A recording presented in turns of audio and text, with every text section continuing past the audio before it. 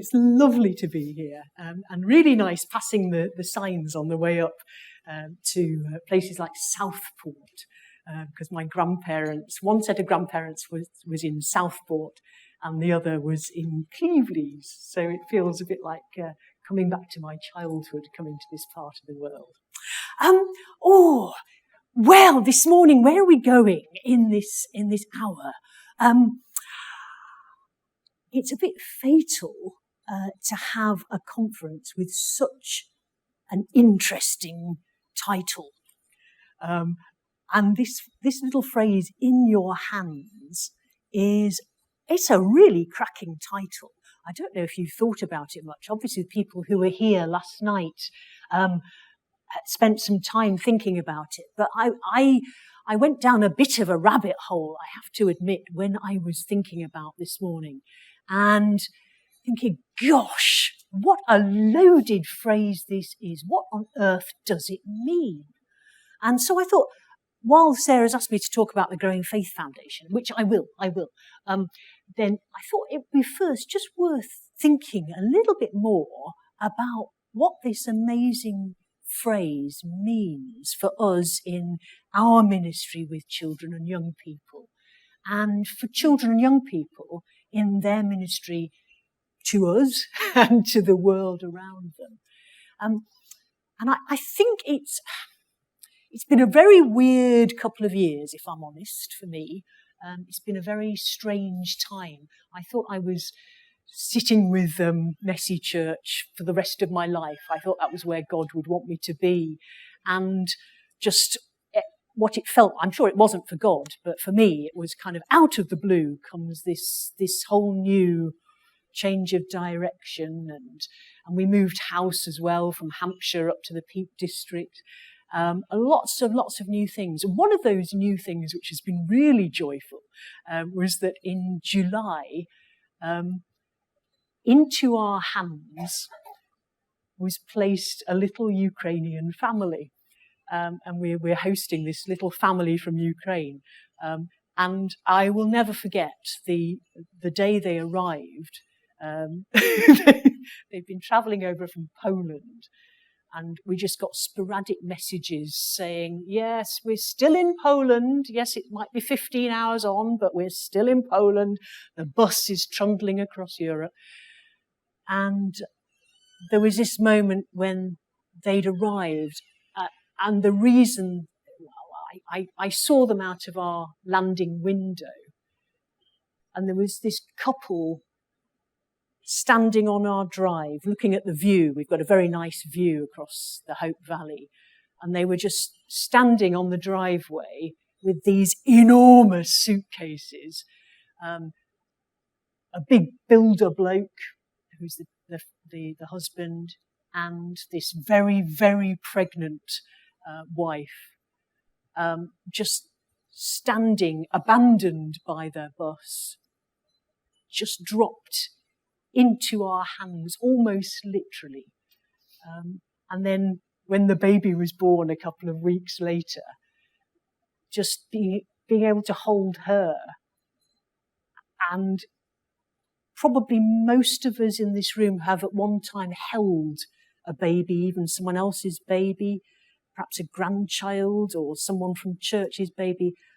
And that feeling of having something incredibly precious and fragile and vulnerable placed in our hands was just, it's cracking stuff, really, isn't it? And it just made me think about lots and lots of things.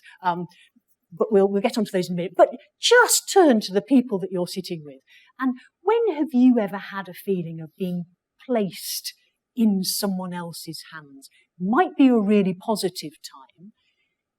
It might be a really negative one. So you might not want to share too much about it if it's a really sensitive thing.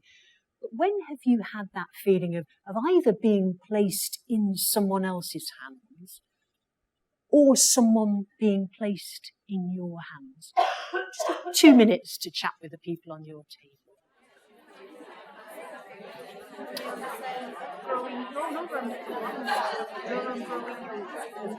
Great, thank you very much. Just keep in mind some of the emotions that those feelings of either having someone else in your hands or being put in somebody else's hands came up in those conversations. I was thinking the John 6 passage was really, really good about having something in your hands to share. That's really good, the boy with the loaves and fishes. I was actually thinking about the prodigal son when I was thinking about this, and thinking about the kind of dynamic way that God fills up our hands and empties our hands, and fills up our hands and empties our hands, and how we in turn can live that out. And you know the story back to front better than I do, but that lovely way that the father almost, well, it feels kind of unthinkingly, but it can't have been. He hands over half the wealth of the farm to his younger boy, and puts that wealth, those resources, that wonderful kind of fullness, that investment into the hands of his son. And what does the son do? He goes off and wastes it all, and ends up with the pigs, and then goes back to his father. Has this wonderful moment of, oh, what have I done? What an idiot I've been. Oh, what can I do? I know I'll go back to Dad and maybe I'll be allowed to muck out the cows on the farm. It's that sort of feeling. And he goes back, and there's that wonderful bit of the father running out from the farm towards his son. So he doesn't even wait for his son to come to him. He runs out towards his son and throws his arms around him, and this little prepared speech that the son has, he can hardly get it out because the father's so busy saying to him, "Look, I'm just so chuffed that you're back. Let's get you some decent clothes. Let's stick a ring on your finger. You know, this isn't half-hearted. This is just, we're just so pleased that you're back. Let's take it from here." And this beautiful picture, which you will know from Rembrandt, shows this moment gorgeously of the son coming back with one of his shoes has fallen off, and he's just a total mess. And the father's putting his arms around him. The son is putting himself into the hands of the father. And I've often thought about how generous the father is and how forgiving the father is. I wonder what it took for the son to put himself back in his father's hands. And I wonder if, about that older son, if the older son, I don't know, if the father had been more like the older son, would the younger son have been able to come back and give himself back to the right way of living? I don't know. But the other interesting thing is, look at the hands, the way Rembrandt's painted them.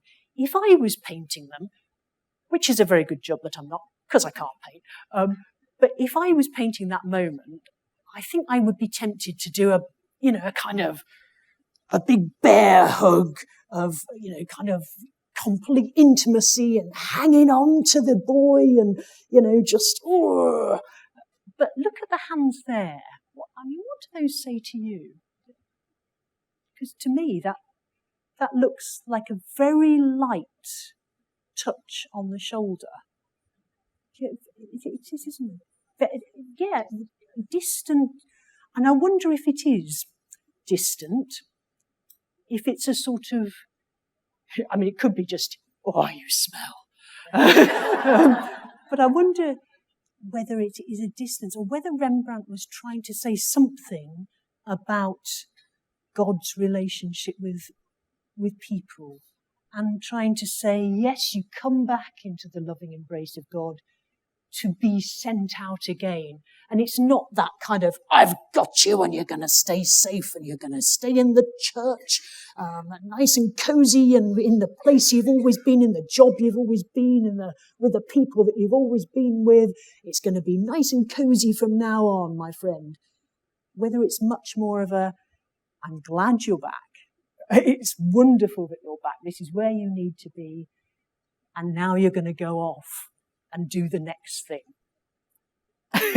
And whether that son actually got the next lot of money and wasted that as well, which he probably did, bless him, and was welcomed back again and again. But what an amazing thing, being in your hands. And it's, I think, one of the reasons that the story of the prodigal son resonates so much is because there are so many kind of threads from the whole Bible that come through. That little phrase, in your hands or into your hands, comes in such significant places. You've got, I suppose you've got the creation story in the first place of the world being put into the hands of human beings, but it's actually explicit at the end of Noah's story, that, you know, God blessed Noah and his sons, saying, go, be fruitful, all the beasts, the birds, every creature that moves, all the fish, they are given into your hands. And again, this feeling of, I'm going to give you huge abundance, huge authority, huge responsibility with the world that we're in. And as we go into the rest of today and hear some of the practical outpourings of what that means to be responsible stewards of the world, and we'll be getting loads of ideas from the other speakers about what that actually might look like as we work with children and as we give space for children to shape the world that they want it to be. Because I suspect that I know they have much better ideas about this than a lot of us adults. So that stewardship idea. There's also the really, really poignant way that in your hands means something about vulnerability and the power that we have over someone more fragile than ourselves. And there's that absolutely appalling story, or the bit of Abraham's story, which is just, you just read it and you're cringing and say, no, let's take this back and start again, because it's not what I want my heroes of faith to be like. Thank you very much. But if you remember that moment where Sarah and Abraham are trying for a baby and they can't have one, and then Sarah encourages Abraham to sleep with the concubine Hagar, who gets pregnant, and she starts lording it over Sarah, and Sarah complains to Abraham, and Abraham says, your slave is in your hands, do with her whatever you think best. And what Sarah thinks best is to abuse her and throw her out. And that's how Hagar ends up in the middle of the desert, desperate for death, pregnant and desperate for death. So that huge, that responsibility for other people is not something to take lightly. And I think it's good just to remember what a privilege it is for all of us to work with the children that we work with, this vulnerable group of people who God's placed into our hands to do what we think best. He's trusted us with something very, very precious to him. And just to remember that occasionally is no bad thing, especially when you've got that really annoying one on a Sunday morning. So just remembering that vulnerability.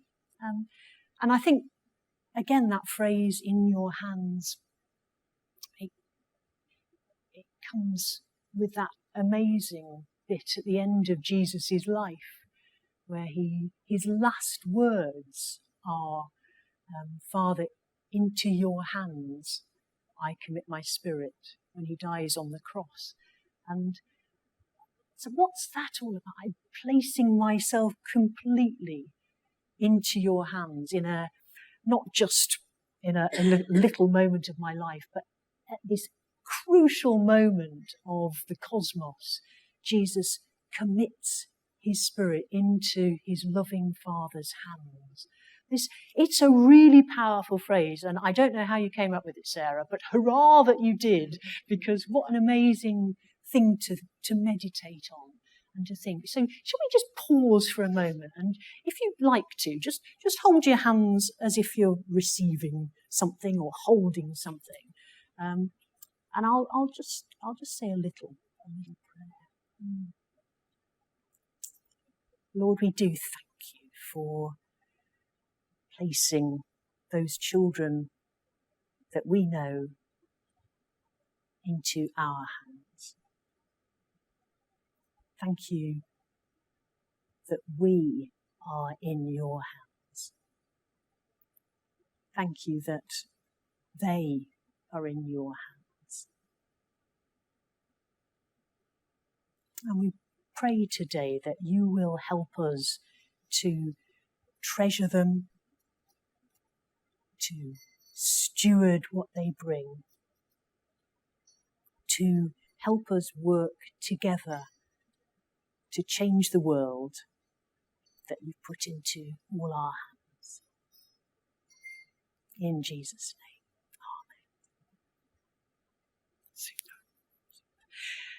Amen. Yeah, so I think it links, because what we're trying to do, what we're thinking about today, is making a difference and changing the world, that we're helping work with God to transform the world.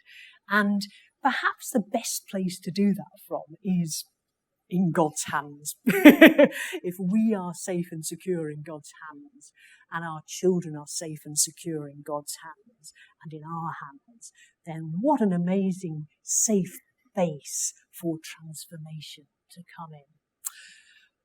Well, so growing faith. What is it? Growing faith is about changing the culture of the Church of England.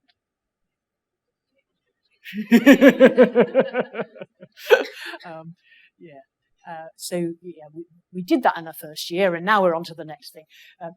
We are about culture change, which is a really exciting thing, and a completely impossible target, and so impossible that it's actually quite funny. But I think very realizable. I said to my team when our team got together for the first time, I said, do you really think we can do this? I mean, not just us, but across the Church of England. Can we change the culture of the Church of England so that everyone puts children and young people at the heart of all that we do? Can we do this? Do you really think so? And they looked at me and they said, yes, we can.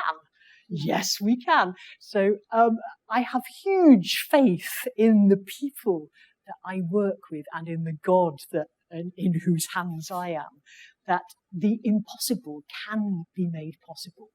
At the moment, I think what we've got is possibly, I know I'm preaching to the converted here, but what we've got in a lot of churches is a situation where, yes, we pay lip service to children. We say children are important, but actually what we're really interested in is the adults, and the children can be tacked on at the end.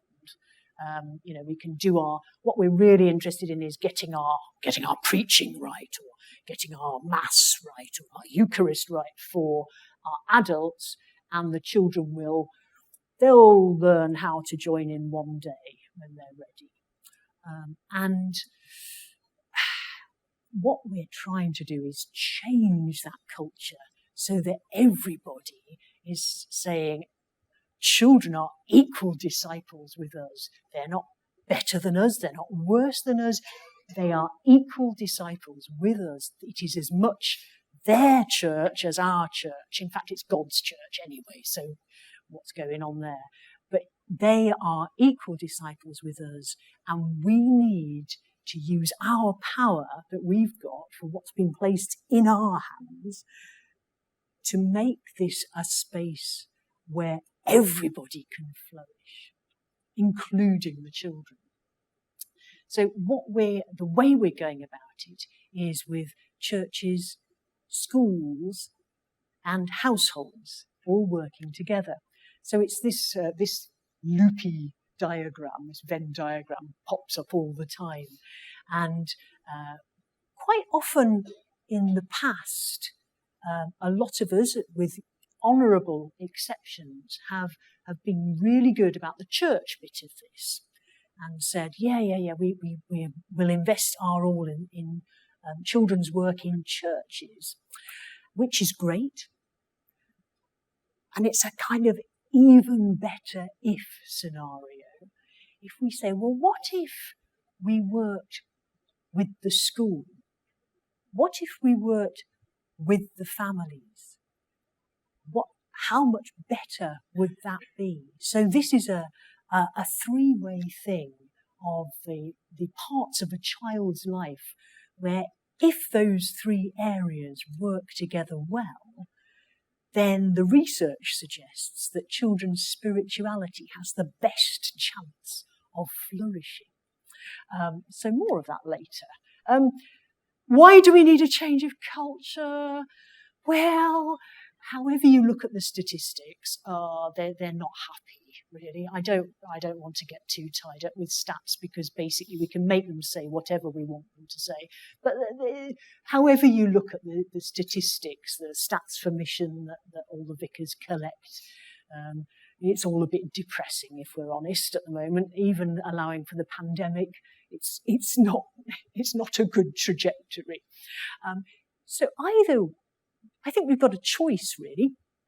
We're at one of those moments in life where we've got a choice. Either we can stay in our churches and sort of bewail the fact that we have no children, or we could say, well, in the school down the road, perhaps even in the Church of England school down the road, the Church of England school down the road, there are lots of children. And in Church of England schools all over the country, apparently there are about 1 million children being educated in Church of England schools. So a phenomenal number of children. Now, so instead of sitting on our backsides in our churches, why don't we get off our backsides and go out to where the children are instead of mourning about the fact that, why are they no longer in church? When I was running the Sunday school in 1939, there were 3,000. We've all heard that. We've all heard that. And it's very debilitating. Well, I think now is a really good time to think. It's not doing a new thing. It's often described as a lens through which to see what you're doing. So growing faith is much more of a lens rather than stuff everything that you've been doing up to now. It's all been useless. Start a new thing. Start this growing faith thing. It's not that at all. It's why not look at what you're doing through a growing faith lens and see if this could help you serve the children that you're working with even better than you're doing already. So, what are we trying to do? Well, one of the things we're trying to do is to bring the voices of children and young people into everything. And it's really hard because alongside all this sort of movement for hearing the voice of children and young people has come rightly lots of safeguarding issues and data protection issues.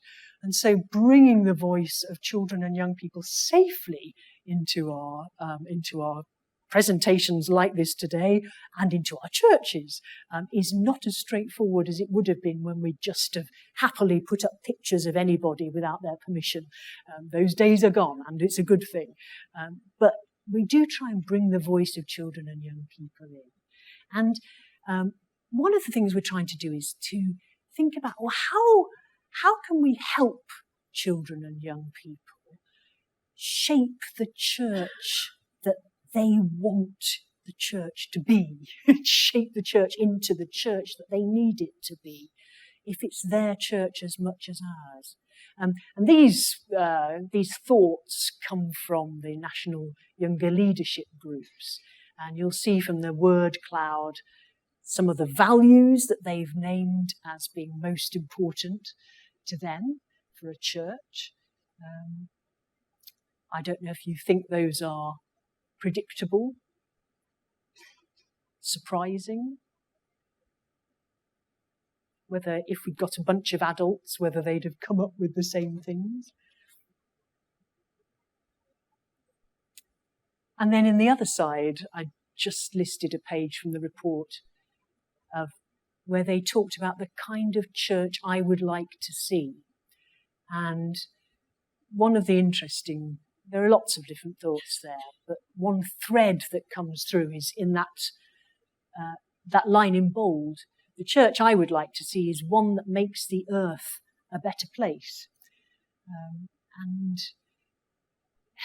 that kind of ties into what today is all about, that stewardship of the earth that's been put into our hands, the different ways that we can enable children to make the change, to be the change,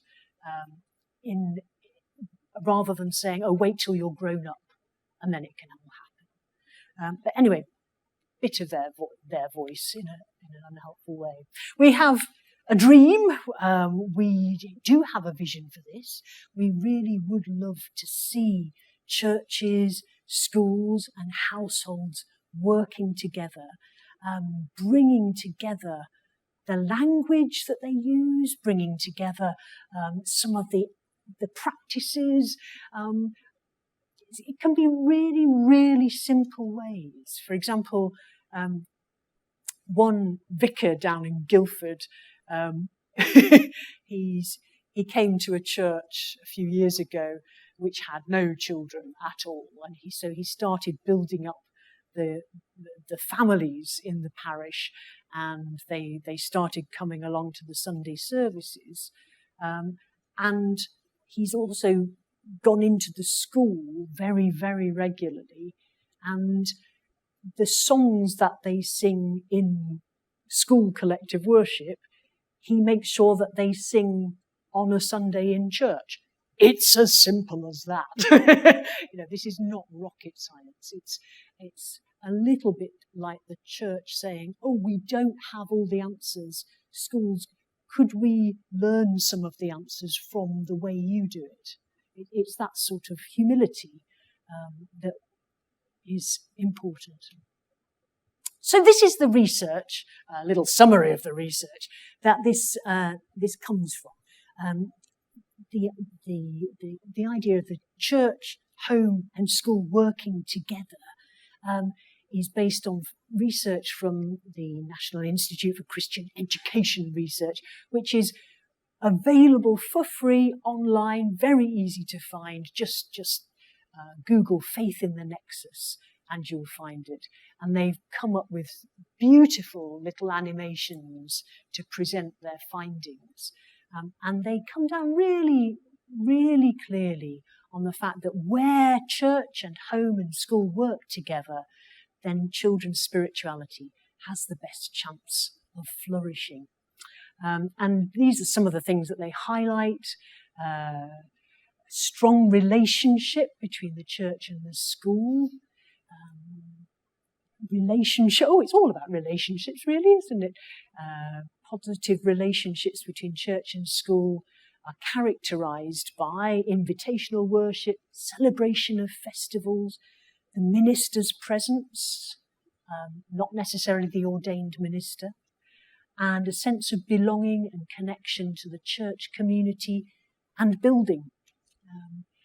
And just on that front, that's really interesting, because some work has been going on around researching growing faith in Guildford Diocese again. And one thing that they found really loud and clear is how children voice a real sense of the place they feel close to God is in the church building. Isn't that interesting? I mean, it's not the only place, but it comes across as a very clear thread that the church building is important to them for feeling close to God. That's interesting, isn't it? And quite reassuring. It's nice. So, there we go. There is loads more in the Faith in the Nexus stuff if you're interested in it. Do look it up. Really good stuff. Have a chat with the people on your table. Just take that little chunk from the middle. Positive relationships between church and school are characterised by invitational worship, the celebration of festivals, the minister's presence, and a sense of belonging and connection to the church community and building. And just have a chat about the two questions at the bottom. Where do you see any of these happening well in your context or elsewhere in the diocese?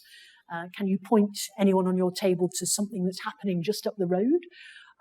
Would there be anything else from your experience that you would add to that list of a positive relationship between church and school? Is there anything they've missed off? So have 2 or 3 minutes round the tables.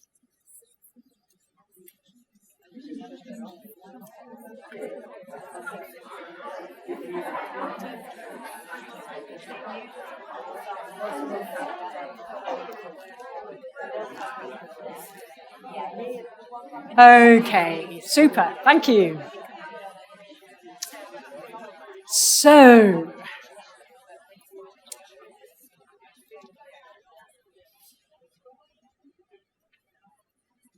for some people, this is a kind of no-brainer, and for church and school and families to work together, it's just kind of, well, yes, we've always done that, and why wouldn't we?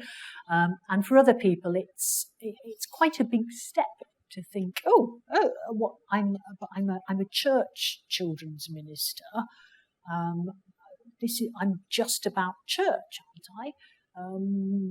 What's going on? So for the people who aren't at that, who are that sort of the latter rather than the former, today is just a bit of space to introduce the idea and see how it might bed in a little bit for you. So thinking a little bit about what influences young people about the way that they think about faith or religion. This was a survey that was done, I think Ben would know better than I do, 11 to 16-year-olds a few years ago. But isn't it interesting, the influences on the way that those young people said that who influenced them in what they thought about faith and religion? Family, huge. 73% of them said family were the major influence on the way they think about faith, and that's why we're really saying let's work with the families as well as the children. This isn't about children in isolation. This is children in the context of their families. It was always very dear to us in Messy Church, and it was a very important part of saying the family is a key player in the faith development of a child. It's no good it's sort of shooting yourself in the foot if a child has a wonderful experience in the church and comes close to God, but then goes back to a family where they're not sympathetic to the things of God. And that level of influence might mean that all your good work is dissolved. But where the family's on board, hurrah, how exciting. But the interesting thing on this other slide is that friends are the next biggest area. Okay, I think I would have expected that. I wouldn't have expected the teachers to be as influential as friends. Does that surprise you as well? No. Ah, okay. Okay. Teacher was very influential. So teachers very influential for you. Yeah. Yeah. Well worth thinking about how influential teachers evidently are on the life of our young people, and what can we do as a church to support those teachers in their frontline ministry with children and young people every single day for the whole working day? Can we support them? Can we pray for them? Can we recognize their ministry and their calling into this? Can we cheer on our governors and our head teachers? Can we support them? Can we ask them what they need in their ministry, so that we're all working towards the spiritual flourishing of our children? Because teachers play a key role in this. Very, very interesting. And just another bit of research which you might find interesting, just to know it exists, is the wonderful Sarah Holmes from Liverpool has played a big part in this. It's the Multinational Children's Report, and it was looking at how faith looked coming out of the pandemic, and what people's experiences of what children's experience of faith was coming out of the pandemic. So it's very, very recent. 2021, gosh, doesn't time fly? 2021, that's not that recent, is it? Oh, it just feels like yesterday. But this research is not terribly long, but just a couple of chunks of it there.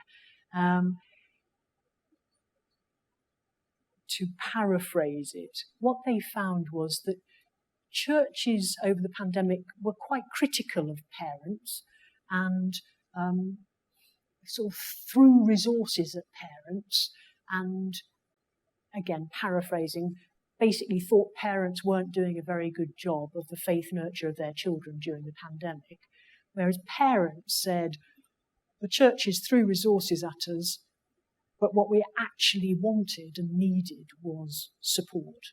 We just wanted relationship, and we didn't get that from our churches.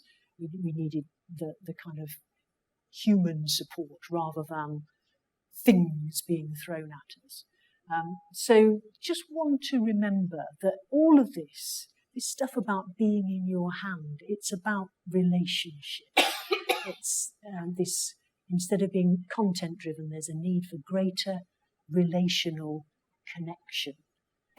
And if you're ever wondering whether to invest in a bright, shiny new program, or putting your time into friendships and building up relationships, just to bear that in mind. And across different generations was something that was highlighted as well. This intergenerational church, intergenerational or wraparound care seems to be really one of the things that's coming out of the research that's going on at the moment. Let's hop over this one as time is moving on. So, again, another word cloud from the young people, which I thought was quite funny, actually, because this came out of a session that they were doing about change and managing change. And they've been doing something about salt and light, Jesus' words about salt and light. And we asked them to give us examples of why the world might be uncomfortable with change. And I think actually those young people have put their fingers pretty convincingly on some of the issues that a lot of us have when we're thinking about change in church. I love the fact that stubborn is like the biggest thing. We've always done it like this, why would we change? But it also highlights quite a lot about being scared. And I think when we've lived through so much fear over the last few years, and we're surrounded with a lot of fear, I think there is something they've put their finger on about when we're afraid, it's really hard to change and to allow others to change. And again, that's worth thinking about what you can provide in your ministry, about in your hands, is about providing that place of safety where risk and change can happen. Change. I think we are at a kairos moment. I'm very fond of this term because and I think this picture is actually quite a good one for it.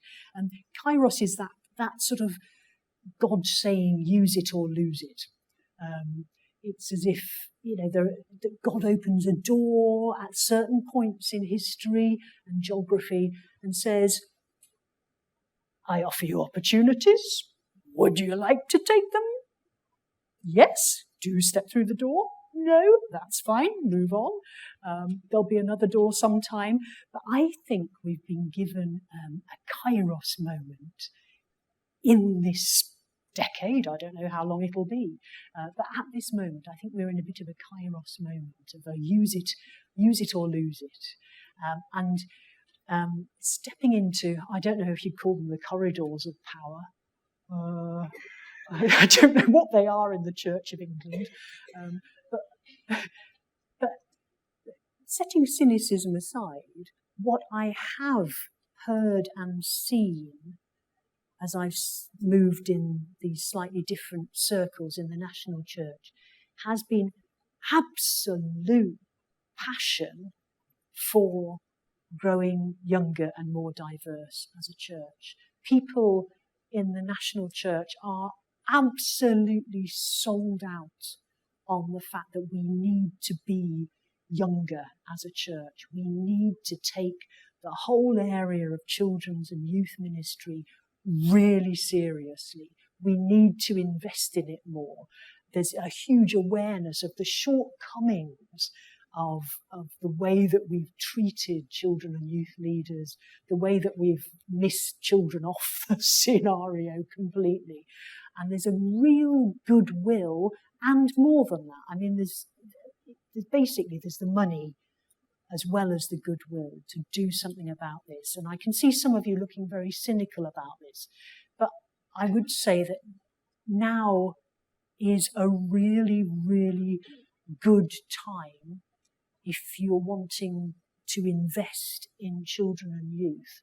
Now is a good time to put your head above the parapet and say, we really, really want to do this. How do we do it? What resources are available? Where can we tap into this? Because they will be coming. They will be coming out. So, I mean, I can't make any. There are no promises to make. All I'm saying is that the climate is there at the moment. The willingness is there. There are an awful lot of people wanting to open the treasure chests of the Church of England and invest in this area. So if you're thinking about something as a church or as a diocese, now would be a really good time to make it happen. So where does Growing Faith fit into this? Well, the Growing Faith movement has been happening for a few years. Since 2019, there was a paper at Synod, which everybody, of course, it's young people. Of course, everyone, yes, we really, really agree with this. Oh, yes, absolutely good idea. We'll all vote for that because it makes no difference whatsoever, and it's young people. Hurrah, very good. So everyone voted this paper through. But actually, it's got some really cracking things in. And one of the things was that the Growing Faith Foundation could be born with this remit for helping churches, homes, and schools to work together. And this is what the Growing Faith Foundation has been tasked with and what we're doing over the next few years. So hubs and networks, research, programs, and more recently, and rather terrifyingly, church in school. So you won't be able to see that, but this does exist, and your diocesan champions can give you this information if you need it. But just to run through quickly, we've got the chance to run 12 hubs, which are kind of centres of experimentation. It's this idea that we've got the chance to encourage some some local communities to take risks and just go a bit further than they would do otherwise in the area of church, home and school working together. So we've selected 12 different sorts of communities, from a local church through to a theological college, through to a bunch of youth workers working together, through to 2 dioceses getting together through their Board of Education. It's a whole range of different communities trying their best to see, how can we make the growing faith stuff have flesh? What does it look like when we do this? What would it look like if we took a few risks with it? And so that's exciting. Those are just starting off. The first 4 are just getting going. The research is exciting, and I've rather squiggly looped the one that's happening in your diocese, which Sarah is involved with. Hooray! Sarah, would you like to say something about that? Just landing you in it. Okay, brilliant. Oh, she sprints to the front. Well done, Sarah. Very good, very good.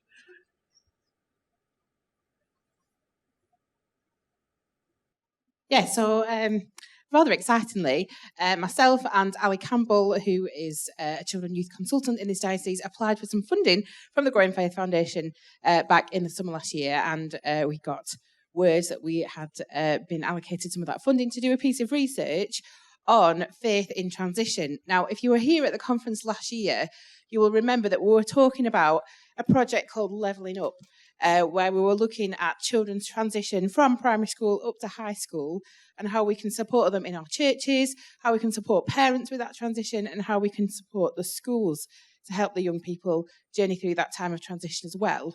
And to be honest, we sort of set off on this journey. We were talking to some churches, and then all of a sudden, the opportunity to do this piece of research came along. So we've been talking to children in lots of primary schools and some high schools too, to gather some information about their experiences in terms of their transition and what their faith has looked like as well whilst they've journeyed through that process. And we've got lots of really interesting and exciting findings starting to come out of that, which we're just gathering together. And we hope that the research will be finalised around about Easter time, and then we'll have some findings to share with you, and out of that we hope will come some good practices and some resources maybe to help support you. So that's where that sort of levelling up project that we talked about last year has gone to. It hasn't disappeared, and we hope that the findings from this research can be shared not just in our diocese but with the whole country nationally as well. So it's really exciting. Thank you very much. Sorry to put you on the spot there. It's just, you can talk about it so much better than I can. So lots of research projects going on, 13 research projects to inform what we're doing and again, put a shape on the ideas. The networks are open to anyone to join up with. So Hannah is running those. You can see some of the titles up there. And the programs are trying to put in place some of the missing pieces where we want to train up our children's and youth ministers. And so Stephen's been working on the Strategic Leaders Programme most recently. So those are what we're doing at the moment. We've recently been given a brief to start churches in schools, which is kind of, 450 churches in schools. All right, that's going to happen overnight, isn't it? Oh, so this is the sort of thing that could not have happened a year ago and is happening now. God's opening some doors for exciting things like that to happen. So watch this space. You'll have to last without the donuts, I'm afraid, because all these wonderful stories of what it looks like in practice, we don't quite have time for. Worth just looking at that. So this is about dreaming dreams. This is about people of vision and imagination. If we had time, we would chew these over a little bit, but some of those questions are worth thinking about. Worth cogitating. What if your local church's centre of gravity was in the school rather than in the church building? What would be the problem? What would be the joy? would it work? How does that work? And other questions as well. We need the dreamers. And so just finishing up with this rather quirky depiction of the supper on the road to Emmaus. Really because I wanted to wind up with the feeling of being in your hands again. And perhaps where we see that week by week or month by month most poignantly is having something very, very precious placed in our hands that enables us and expects us to go back out into the world and make a difference. Like those Emmaus Road disciples, that bread was placed into their hands. That's when they recognized Jesus when he vanished, which I think was most inconsiderate. And then they ran all the way back to Jerusalem to share the good news that he was alive again. What an amazing catalyst for action. So I leave that with you. It's all in your hands. The great thing about the Growing Faith Foundation is that it really can do nothing very much at all. What we do try and do is to support you in the parishes to do what you do and give you a framework, if that's helpful, to tell your story where we can, and to pray for you and cheer you on. So it is in your hands. I will shut up. Thank you, Sarah.